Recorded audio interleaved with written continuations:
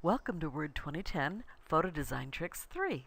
I'm Trainer Lori. Well, these are photo design tricks. This one will allow you to melt photos into line art. This is really cool, more complex, more steps.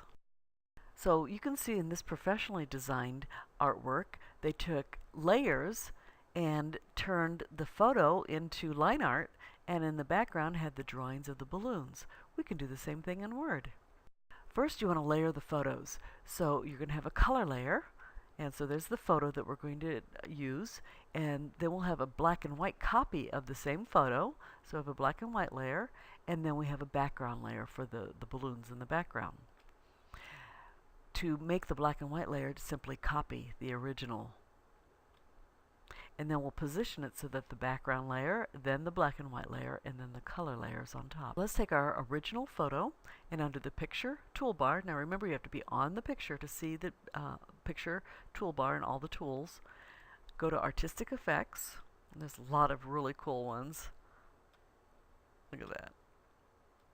But the one I want today is Photocopy, and Photocopy makes these heavy black lines around the edges, which would make it easy to photocopy.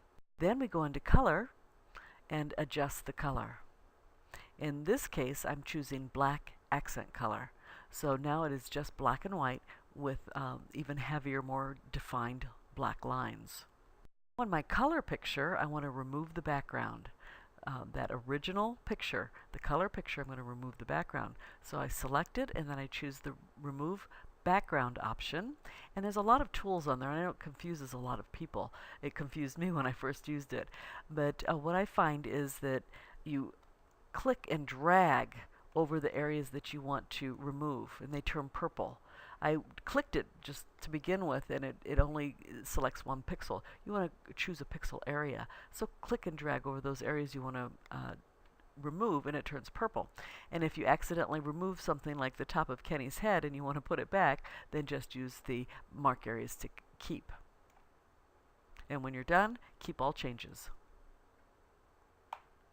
So now I've got the color picture that's cut out. You can see a lot of it's missing over the black and white one. So it looks like it's melting now into the drawing.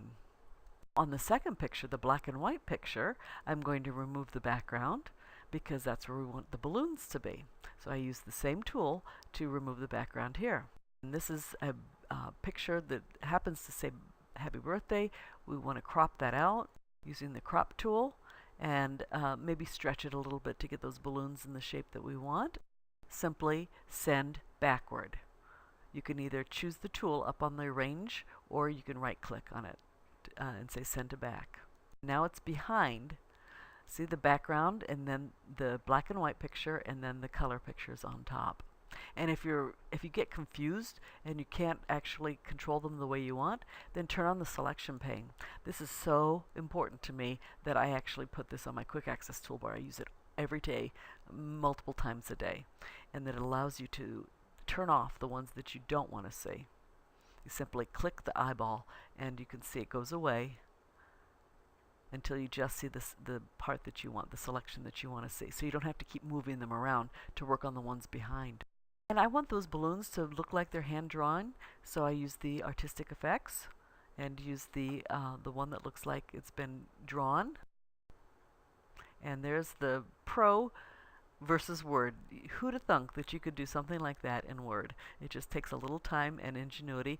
Subscribe to the Trainer Lori channel, and if you like it, please click like. See you next time.